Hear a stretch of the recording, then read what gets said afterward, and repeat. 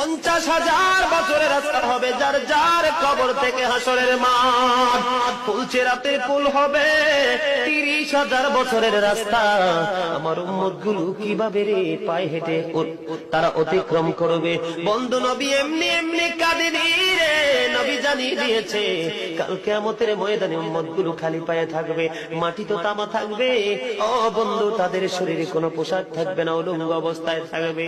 এমন মা আয়েশা প্রশ্ন করলো, গো প্রাণের নবী, জানতে মনে চায় নবী গো, এই যে আপনার উম্মত গুলো উলঙ্গ অবস্থায় খালি পায়ে সবাই থাকবে গো নবী, তারা কি নারী পুরুষ একসাথে? কয় হ্যাঁ, নারী পুরুষ একসাথে। তারা কি কেউ কারো দিকে নজর দিবে না? এবার আমার নবী বলেছে, আয়েশা রে, কেমন করে নজর দেবে রে আয়েশা? বন্যার পানি যেমনি প্রবল বেগে বৃদ্ধি পেয়ে পৃথিবীর মানুষগুলোকে গ্রাস করে ফেলেন, কাল কিয়ামতের দিন এই জাহান্নাম